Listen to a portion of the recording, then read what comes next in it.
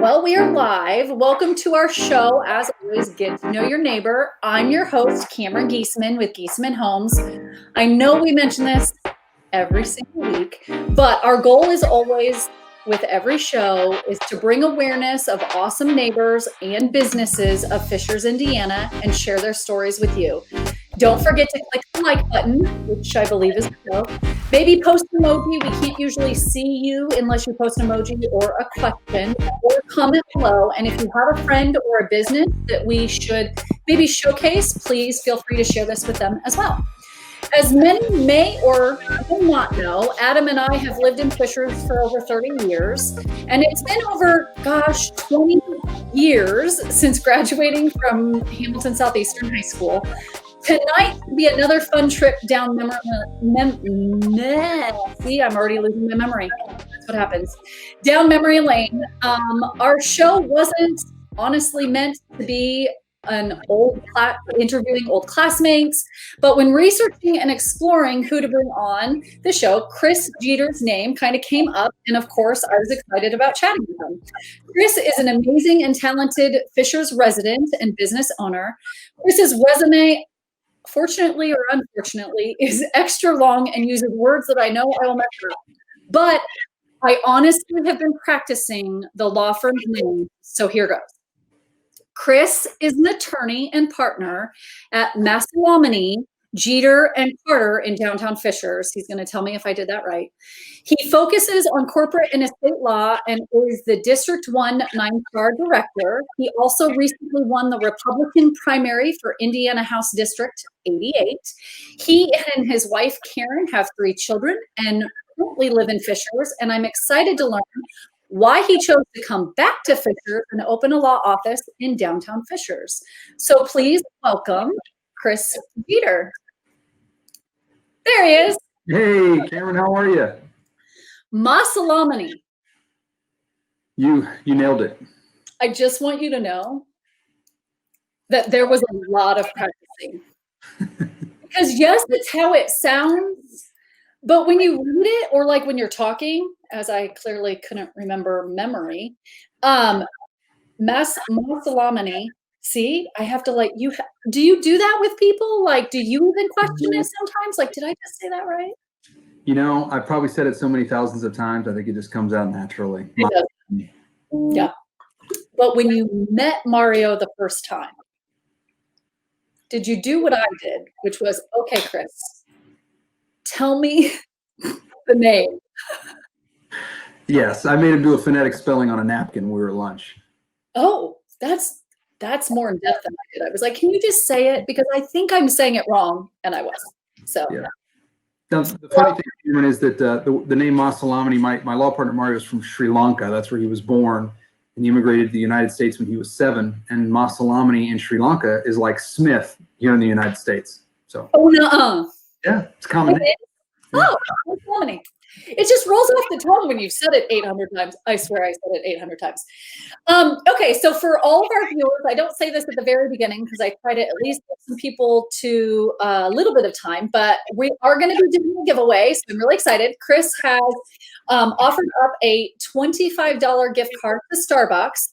We recommend, you don't have to, or maybe I should force you to. I don't have that control. But we ask that you listen throughout the whole show, because the question towards the end or middle, whenever we do it, will be off of what Chris and I talk about. So that's how you have the chance to win a $25 gift certificate to Starbucks, which, I mean, who doesn't like those? I don't know. Everybody. I had a friend say that she never really wanted them, but she kept them and gave them away as gifts. That's brilliant, actually. Right? Yeah, give me all the Starbucks gift cards that you want so I can give them to my clients. Yep, it's the gift that keeps on giving, right? It is. Okay. Well, Chris, thank you so much for agreeing to this. Of course. I'm really excited. We're going to kind of dive right into the first question, which is a Fishers focused question, which is, what is your fondest memory of Fishers, and why did you and Karen decide to call it home once again? Well, my fondest memory of Fishers is a hard one, Cameron. As you know, you and I went to high school together. This city has changed a lot over the last 20, 25 years or so. I don't want to let anybody know just how old we've gotten, but sorry. Yeah, some of my best memories of Fishers, I think, probably are similar memories from any Indiana small town. Football games on Friday nights and summer nights, out with friends and learning to drive and driving through cornfields and all kinds of stuff like that. And so just the experience I had growing up, and really I wanted my kids to experience that. I had the opportunity with the United States Navy, which I know we'll talk about, to live all over the world and see the whole world. And I decided when it came down to it, there's no place I wanted to live and work and raise a family than right here in Fishers. And I guess that's saying something, right? It does. Now, I want to preface that because yes, your joy was Fisher or football, but you were on the field. So not just watching football, playing football. Yeah, I maybe didn't get to enjoy it as much as if somebody wasn't, bashing me in the head, but it still was a great Friday night. And you still had enough brain to become an attorney after being hit so often. Did you ever have a concussion? It's funny because the concussions have become such a widely recognized thing today. Back when we were in high school, it wasn't as much of an emphasis. But looking back now, there are a couple times when I think, that was a little bit more than a bell ring. But hey, here we are, and I guess we'll see how it turns out. Envision if you wouldn't have been hit in the head. Yeah, who knows? If I wouldn't have been hit in the head, maybe I would have turned out to be a loser. I don't know. No, that's not what have happened. You would have been president. Maybe. Maybe. No. I don't wish that on you. I appreciate that. Right? Okay, so I'm glad that you came back to Fishers because I do like talking to some of our guests, especially kind of like Ryan Allward, right? He came back to Fishers. Yeah. That speaks a lot to the city to know, even though it's changed a ton, it still is a good city to come back to raise kids. Now it looks differently. And I asked him this question, not on the show, but off the show at one point. Do you feel like that is still an okay thing or a good thing that it has changed a lot, but still looks like the Fishers that he and I remember? I think it's great that it's changed a lot. I get asked that question a lot when I describe Fishers to people back when we were in high school. It makes it sound like we're 80 years old or something because, that was a gravel road and there were no homes there, but and people always ask the follow-up question, do you miss that? Do you miss that? And maybe a little bit, but I think what Fishers has become is exciting. I'm glad more people have gotten to experience what we got to experience. And I think it's really kept its small town feel in a lot of ways. And so no, I'm really excited about where it is and where it's going. And I'm excited to be a part of the community here. Well, we're thankful that you're part of the community because I love that you have somebody that is passionate about it, that was here, then. Yes, when you tell people that you had to pack a lunch because there was no stores all the way to school, it makes it sound really, really old. Okay, I digress. So can you tell us about your journey to becoming an attorney? I know it, but at the same time, wait, I have a question before that. What is the difference between lawyer and attorney? Because are they used synonymously? They are. The only difference I can give you is that attorney is I think what people tend to call themselves if they want to really impress you, and lawyer maybe is if they're just trying to kind of dumb it down a little bit. Okay, I just only asked that because as I read the question, I changed it because I wrote lawyer, but then I just said attorney. So yeah, I think pretty much the same thing, but it's funny. Some people think one sounds more important than the other. I don't. I have to pay attention to that when I walk up to somebody and they're like, I'm an attorney. Or I'm it is. I just did it. Okay, I get it. Okay, so now can you tell me about absolutely. So I was when I was in college, I was not a great college student. I was pretty unremarkable in every way. I was a C student. I was pretty aimless in my pursuit of life goals. But I did find as I was kind of slogging through different classes that I tended to do well in some political science and pre-law classes. And so I had a guidance counselor in my college say, well, why don't you take the law school admissions test, and I thought, man, I'm not a great test taker. But I took it, and I scored very, very, very high, like in the 90th percentile, basically, of the law school admissions test. And I thought, man, maybe this is what I was meant to do. And so I went to law school. I was the only, so it's funny, I went to George Washington University in DC, which is a really, really good law school. And my law school admissions test score was what the kind of score they're looking for, high score. It's the top 15 school in the country. But they had never admitted anybody who basically had a C average in college. And so they weren't really sure what to do with me, but they gave me a shot, and I did really, really well. So that's my claim to fame at GW, the first C student admitted. That's amazing. Okay. All right. Yeah. So then, okay, so from there, though, then I guess that kind of leads to the next. After getting your law degree, what made you want to join the Navy? Because those are different things. Yeah, you're right. And I think my life has been a series of sort of unexpected opportunities, that I've just kind of been sometimes smart enough, but maybe a lot of times dumb enough to just take. When I was in law school, my third year, I had a job lined up with a law firm, big law firm down in Dallas, Texas. I was really excited about it. And I was walking down the hall one day, and I saw these Navy recruiters in their service dress whites behind a recruiting table. And both my grandfathers had served in World War II. And, I just, I don't know, there's just something in me that just sort of felt like that was what I was meant to do, and that was an opportunity I couldn't pass up. So I, called up the big firm, said I'm not coming, enlisted in the Navy, went off to officer training school, and the rest is history.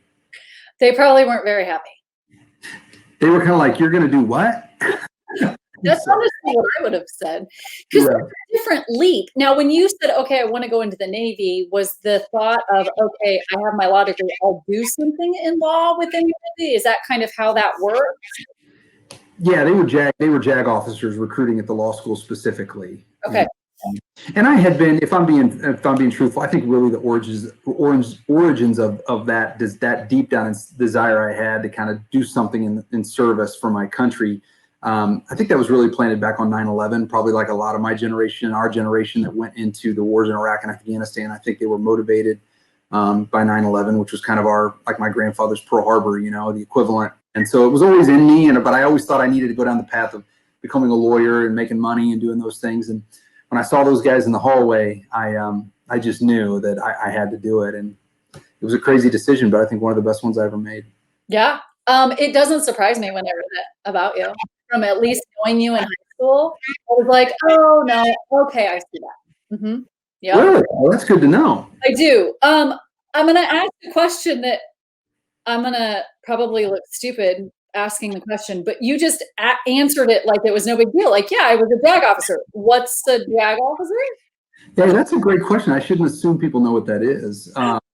So JAG stands for Judge Advocate General, and a JAG officer, a Judge Advocate General in the Navy is a Navy lawyer, so a uniformed active duty naval officer who serves as a lawyer in the Navy. And they can serve in a lot of different roles. They can, if you've ever seen the movie A Few Good Men, they can serve as such a good movie. For military folks, prosecutors. They advise commanders on ships and on bases as to the rules of engagement and international law and all the different laws that may apply. And so it's a really cool. It's a cool job, and it was a pleasure to do it. So did you have to relearn stuff from the standpoint of, okay, you get your law degree, but was there a focus in military law? Because it didn't sound like that was the path, because you kind of decided after you became a lawyer. Is that right, or am I wrong? Yeah, that's actually a really great question. So the answer is yes. I mean, once you agree to become a JAG and you go through all the same sort of, physicals and all that kind of stuff, they send you off to 14 weeks of Naval Justice School, which is in Newport, Rhode Island, right on the coast. It's beautiful. And you learn the aspects of military law. Now, thinking and working through things and solving problems like a lawyer is we learn that in law school, but we definitely learned that 14-week class is when we learned sort of the naval laws, law of the sea, international law, the things we would need to know. Well, I will say that because here's the thing. In real estate, you go to real estate school, and they say you learn real estate. No. You learn real estate by working with clients. So It's kind of the same way, like when you then get in, I feel like when we get into that, especially with the Navy, you're learning all of that and kind of learning it along the way. So can you kind of tell us, kind of ask the journey, but like, and I'm only touching on this because I read your resume, not really resume, but your description, and I honestly had no clue what it was saying. Yeah, no, I mean, it was, you're, yeah. Words. No, it's the exact same way. You go into and being a lawyer, just a civilian lawyer, not a military lawyer, is the same way. You learn on the job. You know, you're learning things in law school that are like, oh, you know, what's the Latin word for this? Well, nobody uses that stuff anymore. Right. Yeah, it's all about sort of, you know, learning on the job, like most jobs probably. And you know, as you in the Navy, I think the Navy's pretty good about kind of getting you in to some entry level, lower level jobs, and then kind of as you get more experienced, you work up into some pretty cool stuff. I mean, at the end of my time, I was the lawyer for the base commander in Naples, Italy, and I lived in Italy for a couple of years, and I was his lawyer, which was really cool. I was assistant counsel of the U.S. Naval Academy to the superintendent of the Naval Academy. So I had some really cool jobs, but it was all about learning as you go, as each job kind of builds on the next one, you know, probably similar to most professions. Okay, so you start as JAG. I'm really trying to understand this. So you started as JAG. That's the base. Then where did you go? No, I was a JAG the whole time. It's just as I would get promoted within the Navy and go to different duty stations, they would become a little bit more sophisticated and complex as you learn more. So where all Italy? Because I don't think I read that in your description. So where all were you? Well, I couldn't put it all in my description. I got to leave some for the interview. You know what I mean? Oh, that. Okay. Mm-hmm. Well, I started off in Newport, Rhode Island, where I did my training, and then my first assignment was in Bremerton, Washington, which Bremerton, Washington is just across the Puget Sound from Seattle. Okay. Beautiful, beautiful area out there. I really enjoyed that. And then from there, I was deployed to Iraq, and I served in Iraq for just under a year in a support of Operation Iraqi Freedom. Worked in Task Force 134, which we were in charge of all detainee operations and the Joint Interrogation and Debriefing Center. Really incredible job, very hard job. Came back, I kind of got rewarded with a trip to Italy. I spent 2.5 years in Italy advising a commander of a naval installation. And then after that, I got transferred to Washington, D.C., back to the mothership, where I served at JAG headquarters for a few years. And that's where I left the Navy at that point and moved back to Indiana. Okay, I heard one word in that I pulled out. Interrogation. Yes. What was that like? It was very difficult. It was very difficult. Something of what I heard as like, you're interrogating. Well, we were doing the interrogating, thank goodness, but we were signing off on legal reviews and legal approvals of the interrogation techniques, which if you remember back to 06, 07, when all the waterboarding stuff became big, that was during that time. It was very, very difficult. And so eventually those decisions were I mean, that's what eventually happens, that some of the military lawyers were advising that certain things shouldn't happen, and then kind of higher levels in DOD at that time wanted things to happen. And so it was a really difficult time to serve back then, but you know, but we did our best, and I met a lot of great folks along the way, great fellow shipmates, as we call them. Yeah, that's awesome. Our Adam's actually, his cousin is in the Navy.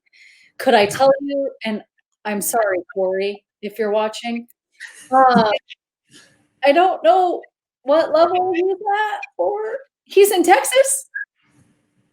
I can think of worse places. I win. He's in Texas. That's good enough. Because I know. He works on the aircrafts. Look, I'm looking at Adam like, you're giving me, like, right? Yeah, he works on the aircrafts, as that's what Adam's doing. Aircraft. That's cool. This is how we work. That's really cool. That's a great experience for any young person, I think. Oh, the more I talk to people, it's such a good experience. I don't know if I could have done it. I probably would have been that female that would want to punch the head in the face. Irritated and tired and not want to do what they tell me to do. That's why I'm in real estate, so I can tell you what to do. Hey, you haven't changed much. I know, I haven't. See? It's perfect. Okay, so it took me a little bit to come up with this question, and I really like it because I want to hear some fun stuff. But what is 1 or 10 crazy stories that you can tell us about your time in the Navy that has shaped you into the lawyer you are today?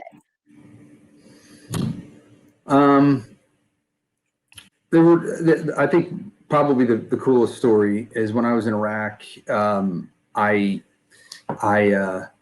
got assigned at one point to Compound 5, which is where we held all the high value detainees that we were holding at the time. And when I first reported into Compound 5 and was making my ways through the hallways, I was literally kind of walking. I was getting sort of a tour from one of the young sailors of the facility, and I was making my way down one of the hallways, and I literally stopped and looked to my right, and I was about 4 feet from me in a cell with Saddam Hussein, and that was pretty crazy. Wait, what? Yeah, so I was standing right outside a jail cell for Saddam Hussein. Yeah, it was crazy. What did your nerves do at that moment? It was really weird. It was like a cross between seeing like a celebrity and being afraid you were going to get killed. It's like a mix of the two. It was hard to explain. Yeah, that'd be really hard. Yeah. Okay, so then did you ask to be moved? Excuse me. I mean, not that you could ask, but you know what I mean. Yeah, no, I did my job, and we were there with him. We were there with him till he got on a chopper, and they took him downtown Baghdad and handed him over to the Iraqis. And anybody who's following news from there knows what happens after that. We do? Yeah. There was some video that was leaked out of that. The local That's right. took justice into their own hands down there. I feel like I should sing that song. Yeah. Okay, so that's a fun story, but how did that shape you into the lawyer you are today? That's a great question, and I have an answer to that. Okay. Basically, nothing really, after that moment and all my experiences in Iraq, I don't really see anything that gets me worked up. Some really kind of crazy cases, clients that are in crisis, businesses that are needing help, or crazy things that have happened, or a lot of money at stake and people doing crazy things. And, my staff is just always surprised about the fact that I never really get too worked up one way or the other. And I think that's just because of the things I've seen and experienced. Nothing really seems that big of a deal. That's huge though, because there are times that even with us, we'll have clients that like are panicking. And they almost sometimes will get mad at me because I'm not panicking to a certain extent with them, but I'm trying to help them see or understand that the panic in itself, in my opinion, and most of the ones that I'm talking about right now, aren't helping the situation. Does that make sense? Yes, it makes perfect sense. And I agree with you. Sometimes and you probably tell clients this too. Okay, you're a lawyer, right? I'm real estate. I probably tell people, I feel like sometimes I'm a lawyer, I'm a therapist, I'm a IT person. And you have to wear these multiple hats. You probably as a lawyer do too. Like seeing that now helps you with all your further clients. Now, how did you then learn to, even though they're, panicking or whatever, what tools do you use then to keep yourself kind of like not going into that? Like, I know you've seen stuff, but is there anything that you kind of say or do in your head that kind of is like, okay, this is how I'm going to react? Like, you know what I mean? Kind of help maybe a viewer like that struggles with that. Yes, and it's going to seem a little extreme, and you're getting me deep here, but honestly, there were times, there were definitely times when I was in the Navy, specifically when I was in Iraq, that I was fearful for my physical well-being. I mean, my safety or even my life in some instances. And so I always say to myself, is anybody going to die from this situation? And in 99.9% of the time, the answer is no. So that immediately ratchets it down in my mind. And then I think, was anybody going to, not be able to, feed their kids, or anybody going to get their leg chopped off? No. Okay, we're fighting over a, $100,000 $150,000 house, or a deal that didn't go through or something. I mean, and it's a big deal to the client. So I don't want to mistake this for not aggressively advocating for them, because we just do it with a very even head, which I think is good. I think that's what you want. Somebody who's thinking clearly, who's clear-headed, who's very, steady. And I think our clients really like that. I think that you just hit it on the head from the standpoint of, there are some clients that need to have that even-keeled attorney or realtor or whatever to be able to see through the muck and then still be able to guide and help, which I think is huge. So is it bad for me to say I'm glad that you saw him in his cell? No, it's good. Seems kind of weird saying that, but it shaped you, so that's what's good, right? I mean, Yeah, that's exactly right. it is what it is. Okay, so what goals after you left the Navy, what goals then did you have after leaving duty? Because from what I understand, you're not active, but you're still part of the Navy? Yeah, you're a reservist, and I'm actually still a reservist to this day. I drill reservists. We typically drill about once a month, which one weekend a month we got to do some kind of Navy duty, and that can sometimes, in today's world, be a telecommute meeting with our with folks, or you can have to maybe go down to the local like armory or something and do some work. But one weekend a month, I do still do the Navy Reserves, which I really enjoy, and getting to still be a part of it. But when I got out of the Navy, my goal was just to make sure that my at the time fiance didn't jump ship on me, because at that time I'd met Karen and I was really wanted her to marry me. Two is that I wanted to find a way to make money and have a job and not be a deadbeat. And so luckily I was able to do that. I was very fortunate in that I was hired by Barnes and Thornburg, which is a big law firm in town, the biggest in the state and one of the top 100 law firms in the country. And I got a really neat opportunity to work there and do, I think, some of the higher level corporate and kind of commercial type of work that I would have done at that Dallas firm had I not gone into the Navy. It's almost like I got a second chance to experience all that. And I think that really set the path for then to me later open my own firm and serve a whole variety of small and medium-sized businesses. Were you always, okay, when you were in school, was the goal to be corporate? I know when we talked, you kind of said, corporate and then estate, probate. Was that what you focused on in law school? Because I feel like corporate and estate is military. Yeah, so the estate planning definitely came from the military. We did a lot of that for sailors and soldiers.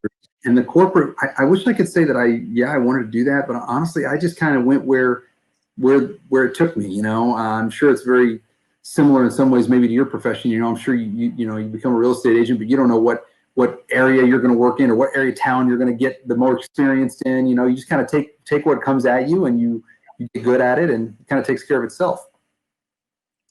Did you, when you got out, was the focus to go to that big because you missed out, or decided to go and not do the Texas? No, well, that opportunity was gone. I mean, that was kind of a long gone opportunity. But no, I was just literally looking for a job. Okay. Anywhere I could find it. And I was fortunate to get a very, very good one. I mean, that's one of the best employers for lawyers in the state. And so I was very, very fortunate. Like I told you, my life has been a series of unexpected and often undeserved opportunities that have just come along, and I've kind of walked into them, and I'm very blessed. So God has a plan. Yeah. That's what happens. And Karen, it sounds like your fiance stayed around. She stuck around so far. Did you know her then before or while you were in the Navy then, it sounds like? Yeah, my last duty station in DC, we met at a coffee shop in just outside Arlington, Virginia. Yeah. Oh, Arlington. We went and visited and with the kids because we were on our way to New York. And what a cool, it's just such a cool area. It's a really beautiful area. It is. And my in-laws still live in that area. My brother and sister-in-law still live there. So we go back quite a bit. And I love the DC area, out in Northern Virginia. It's like a second home to me. And I still got a lot of law school friends that live in the area. And so I love it. It's like a second home for us, I think, really. It was amazing. We want to go back. We didn't have enough time. And literally, I like museums, and honestly, our kids do too. I would have never said that when I was younger, but I do now because I'm old. You're old, Cameron. We're old. But the kids like it, and I want to go back. There's so much to see. You could spend weeks and not see everything. I mean, every time I go, there's still things I haven't seen that I go see, and it's cool. That's crazy. One of our good friends owns many restaurants around there, and does a lot with the president, or did with Obama. But and so he has some restaurants that we visited one, and Good Stuff Eatery, if you know. Yeah, it's a good place. That one. And so it was nice to be able to visit there and then go to some places and see, but we were only there for 2 days and it just was not enough time. It wasn't. No, it's not anywhere close. 2 months isn't enough time to see everything. I know. Well, I think that it's always changing to a certain extent from what I understand within the museums and stuff, that it's not always just the same thing. So you really could go back consistently and see new stuff. So, and there's so many. Yeah, you're right. So, okay. So you worked at a big law firm, and then what then made you want to transition to then opening your own business? Yeah. So, Another opportunity. yeah, yes, you're going to notice a pattern here. Dumb luck, I guess, a little bit. But my now law partner Mario Masalamani, whose name you pronounced correctly, we became really good friends at the firm, and we were at lunch one day, and we were just kind of talking. And I think it was me. I said, "Hey, man, like, what if we just did this on our own?" And he kind of thought I was crazy because we were at the biggest and arguably the most prestigious law firm in the state of Indiana. It's like, why would you ever, what else more could you want than this place?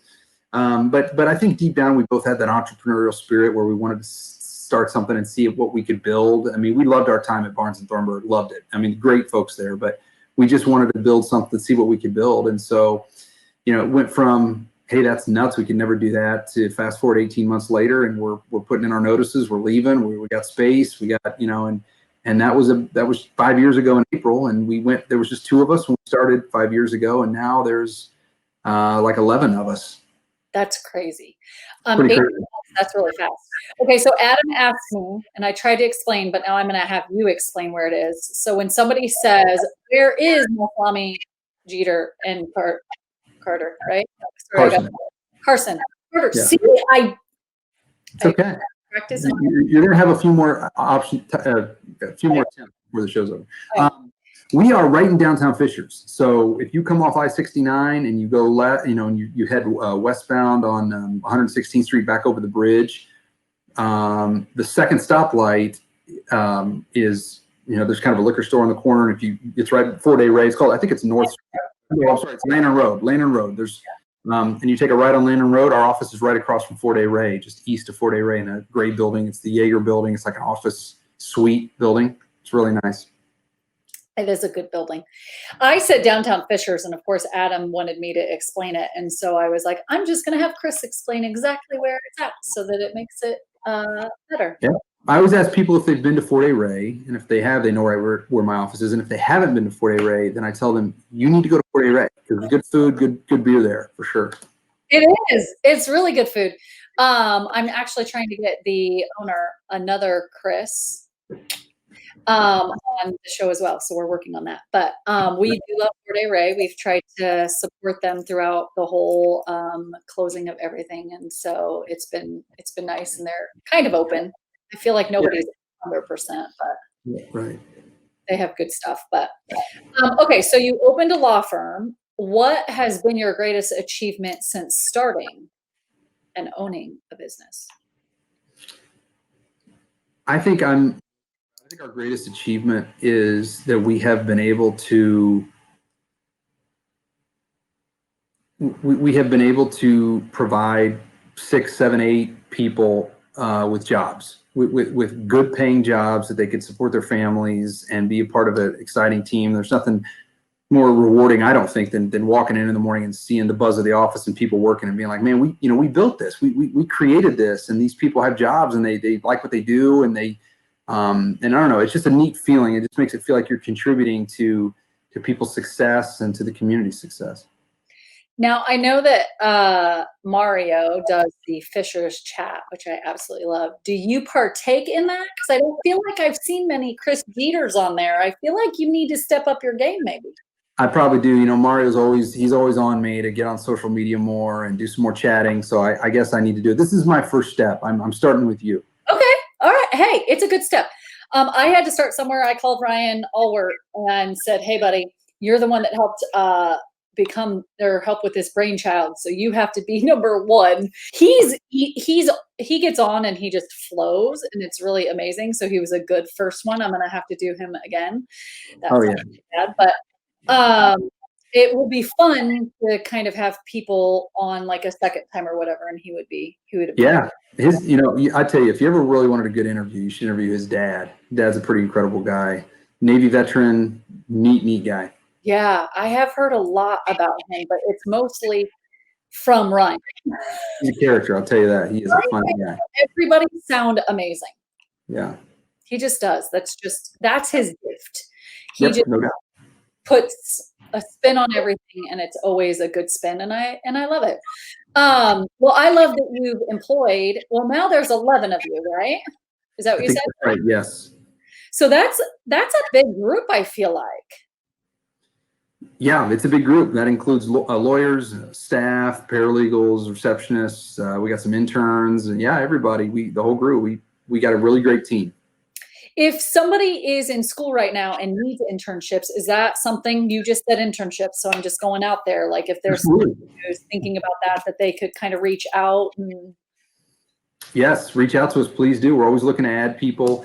We've had interns before from law school. We've had high school interns, college interns, people that are just interested in maybe being around a law firm to see if it interests them. And we've got all kinds of things we can, have them help us with. That's my first job in the law was as a courier. I had a big law, I was a courier for a big law firm, just running documents around, in between college and law school. So, mental note, one of my twins has said that he would possibly want to become an attorney. I will tell you, it's a debate with him on everything, so it wouldn't surprise me. So I might go, here, go visit Chris. Move our way. We'll mold him into a good debater. Learn some stuff. What for all of our viewers, and we'll get to the giveaway. So if anybody's still watching, I've seen kind of people come on and on. On and off. We are going to do a giveaway for a $25 gift certificate to Starbucks. But so we'll get to that. But what for the people who are still viewing or that are going to view it later, what would you say if somebody is out there and they're thinking they want to, contact somebody from a law firm, which it seems like there's all different, right? You do corporate and estate, Mario does criminal, and then it sounds like you said Amy does family. So it feels like you've got almost everything covered. Yeah. When somebody decides that, what does what sets you apart from others in the area? Like, why would they call Chris? That's a great question. And people have often asked us kind of what our secret is to success, how we've grown so fast. And we started to represent a lot of, I would argue, fairly well-known companies and people in the whole state of Indiana. And, I always joke with people, I'm half joking, I'm really serious. I say, the secret sauce, our secret ingredient that we don't tell anybody is pretty simple. We do what a lot of lawyers are very, very bad at doing. We call people back, we email people back, we give people honest answers. We tell them if they got a great case, we tell them if they don't have a good case, we tell them ways they could do it on their own and save a bunch of money if we think they can.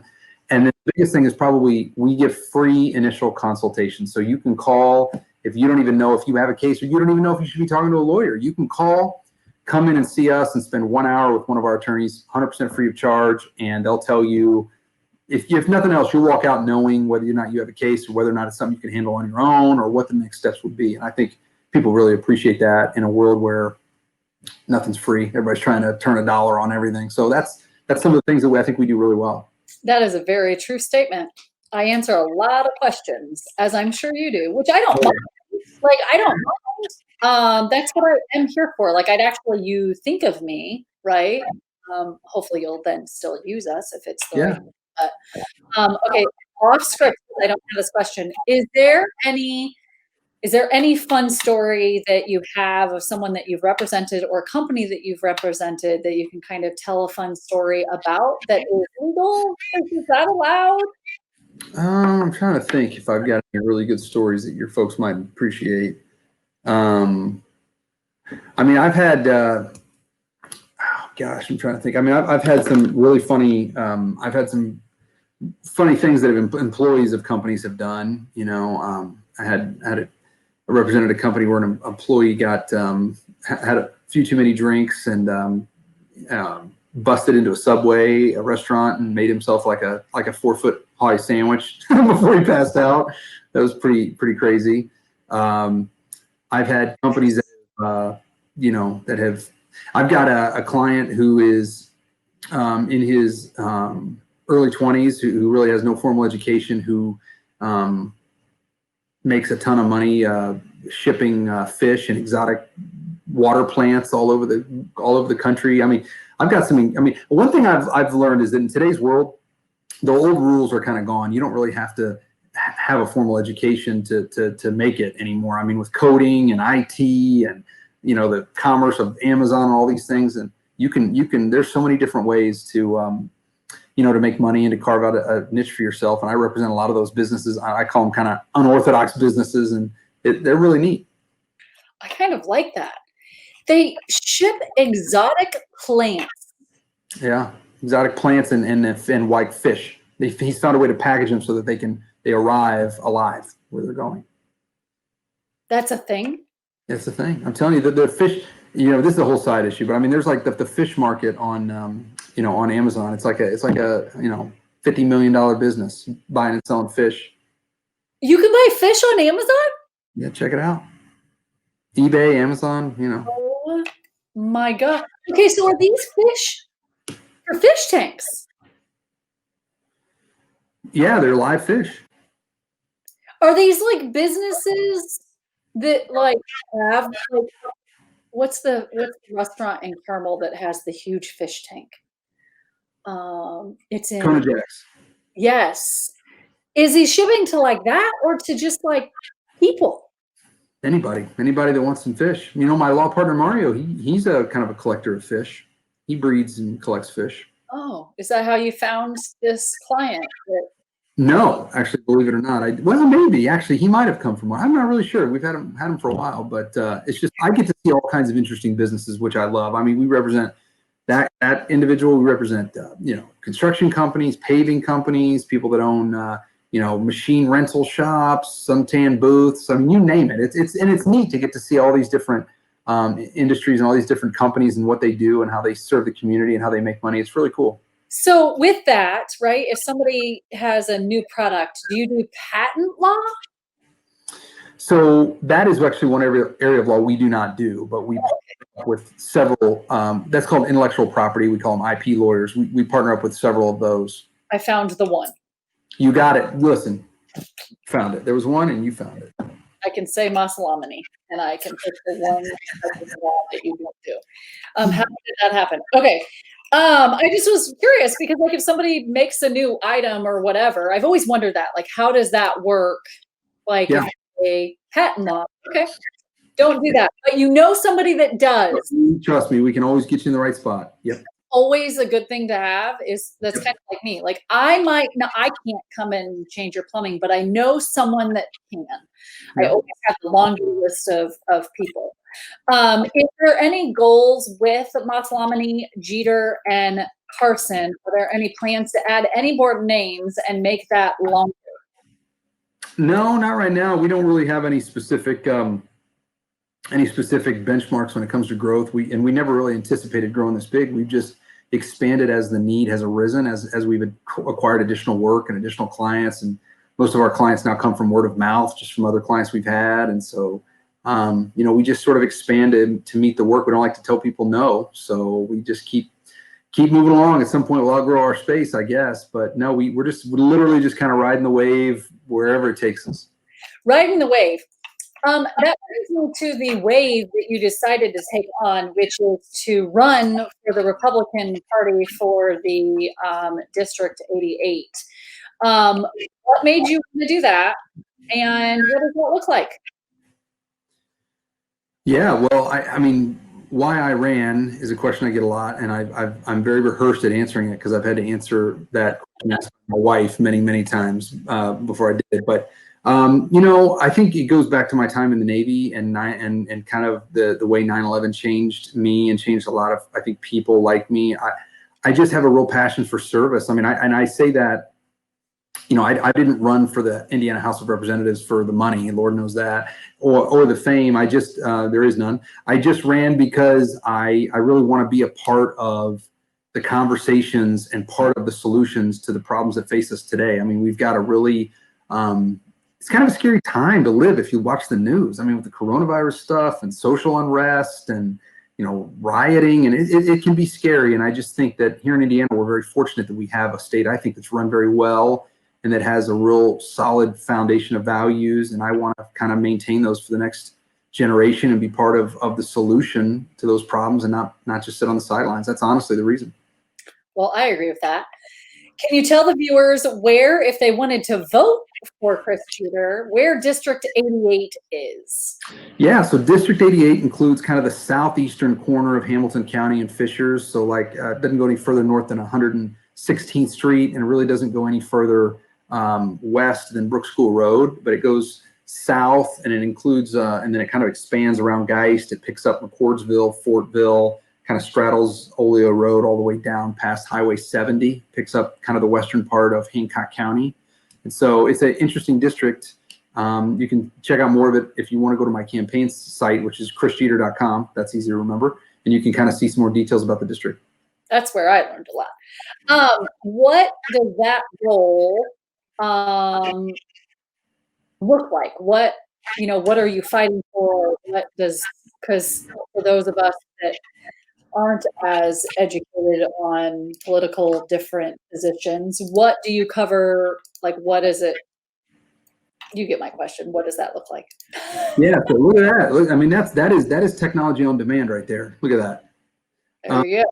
So you need an updated picture because you have a new little baby. I know I have a new baby now. She's only 2 weeks old. So I mean, I think you got a month to change the picture, don't you? Isn't that the? You do. I'm impressed that you look awake as you do for heaven. Well, my wife takes a brunt of that. I'll tell you, she's a saint. So I really wouldn't be anything without her for sure. But yeah. So you were asking. So in the Indiana State House, the state legislature is divided up into the House of Representatives and the Senate, very similar to the federal system. And the House has 100 representatives, which the states just cut up into districts, 100 of them. And then the state Senate has 50. So those districts are just larger. And we pass laws. We're a part-time legislature, so they meet from January to March every year, and pass laws that hopefully move the state forward. There's a lot of big issues facing the state right now. There's a big budget deficit from the COVID-19 crisis. There's a lot of questions swirling around, mask mandates and trying to get Hoosiers back to work and back in school. And education's always high on the list of teacher pay, private, public, vouchers, a whole 9 yards. So it's going to be a big session. We're also probably going to be faced with a lot of issues relating to police reform and some of the stuff we've seen on the news. So nothing like joining at a time when it's hot. It will not be a slow learning curve for sure. We'll keep you busy. Yeah, it certainly will. Already have a busy life with a new baby, 3 children, and a law firm. What's one more thing, right? And the director of 9 Star. That's right. Is there enough time in a day? Yeah, I'll probably have once if I gotta say I have not won the November election yet. So if I am blessed enough to win in November, which I'm gonna work really hard to do. I'll probably have to drop some stuff. So we'll see how that goes. I might have to rearrange my life, or else my wife might kill me. I'm going to recommend that when you approach your wife with that, you don't tell her that you want to drop any of the children. That's a good tip, Cameron. Thank you. Probably not going to go over well. Honey, I know you just had a baby. We're going to have to let that one go. I think we might be back to when you were engaged and you were trying to keep her. Try to keep her.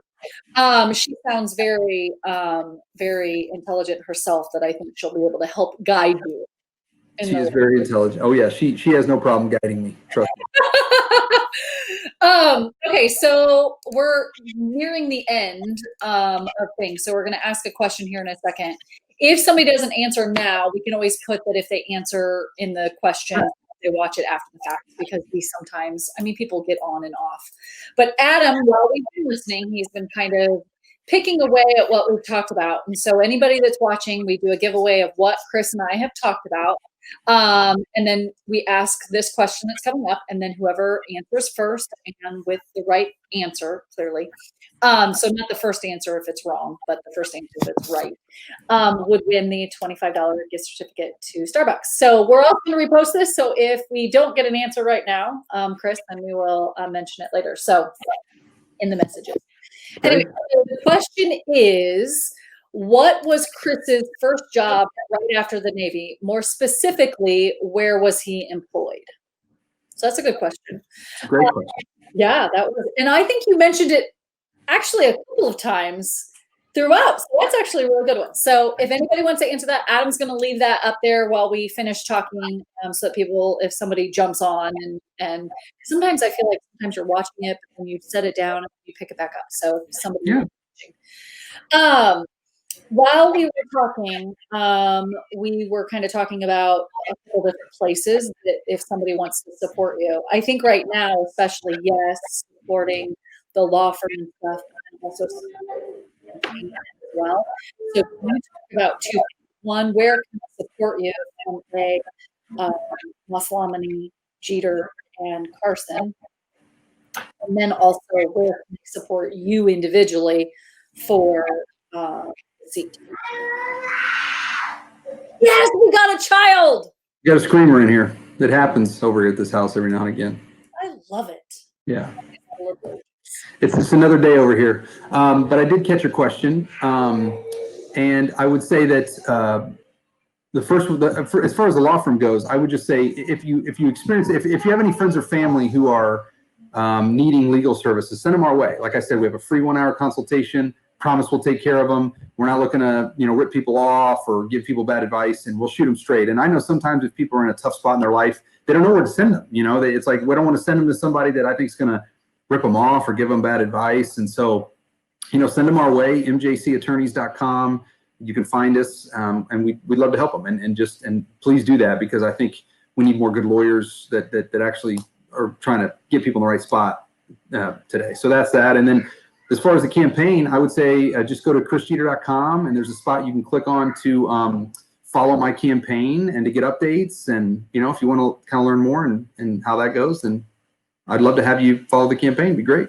Even if you're not in the district, you can do it. Well, I have some people that I know who in your direction for the campaign, because we have sold quite a bit over in that area. So I'm going to point some in that direction. I do want to give a plug, because ultimately I know that we have a lot of real estate agents and or people that know us because of real estate that watch. And I do want to hit on the fact that you do also do some real estate law. So if you have questions or concerns, or you have a property, even if you're not specifically wanting to use an agent, although I'd love to use us, you can call Chris. Chris could help with some of those documents and stuff. And it's rare to find that, because there's not a ton of real estate law, or attorneys don't want to even go down that, because I mean, it's a skill set. Yeah, absolutely. And we answer a lot of questions from buyers and sellers sometimes when it comes to what their obligations are under their contract, if they don't want to close, or they found something wrong with the house, or, we're pretty versed in that too. And so, we do a fair amount of real estate related work, and we'd love to help if we can. And if we can't, like I told you before, we'll get you in the right spot. I think it's very generous of you to be able to give that free 1 hour. I like that you said 1 hour service. Can we get doctors to give a 1 hour free? That would be fantastic. I would really like that. Throwing that out there. That'd be great, instead of, oh, you want to meet the doctor? Sorry. Can you tell us a little bit of a doctor hunt, and you can't go to a doctor? Anyways, so I'm just going to say that's really nice of you. Is that something that attorneys normally, that sounds like that's not something attorneys normally offer. Like, there's a fee that you'd have, like, you pick up. Yeah, it's pretty common to have a fee, like $50 or $100 fee, and we just don't really believe in that. And so, and I think there are some firms that do it, but I think the good ones will do it, because they'll have confidence that what they're going to do for you is going to be valuable and that you'll appreciate them. I like that. Well, I appreciate that, because now you're going to get some calls. Oh yeah, Geesaman sent me. I know an attorney.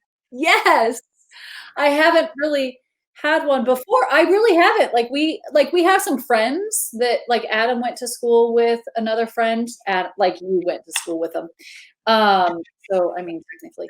And so we all have like Jesse Emerson as an attorney. I know Jesse. He's a prosecutor. Yeah, we work with him. Mario works with him in the court system. Oh, that's right. Prosecutor. See, I don't know the lingo. But you can't call him because he just does that, right? Right. He just works for the state. Yeah.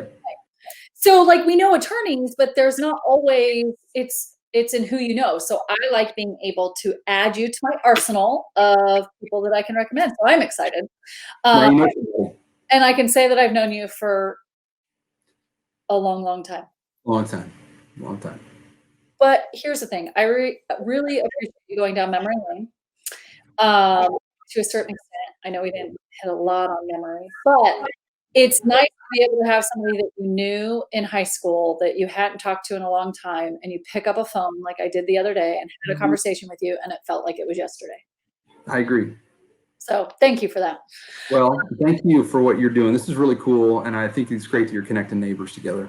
I'm trying to do as much as I can. I just think we have so many people in Fishers, and I just don't think people realize that if we just surround each other, there's so much turmoil amongst everybody right now that if we can just spread some love, right, and know that there's people in our own community that we can connect with.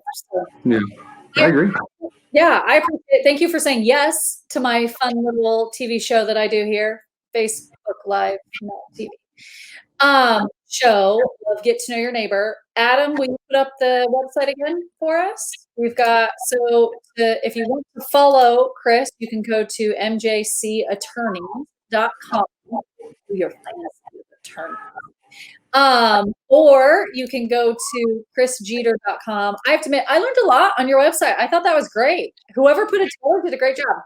Oh, thank you. I'm glad you liked it. It was, yeah, I like it too. It's pretty cool. I liked it. I don't see a response yet, but that doesn't mean we won't have a response. So it's about getting people to kind of listen and see it. So we'll share it, of course. We share it. It'll be automatically shared on Facebook. It'll probably be on Chris's Facebook as well. So if you guys want to check that out for Chris. And then we also post it on YouTube, which once we have that, we'll send that to YouTube as well, Chris. And then it's on our website. So if you want to go back and watch anything, or if you want to still earn the $25 to Starbucks, then watch the video through to get to the question and then answer it, and then we'll get that over to you. So awesome. I appreciate it. Thank you so much, Chris. It's been a pleasure. I really enjoyed it, Cameron. I really did. It's so great to connect with you again. Thank you for doing it. I can't wait to now meet you and meet your wife, because she sounds really fun. All right. Thank you so much, guys. I appreciate it. Everybody have a great night, and we will see you next week.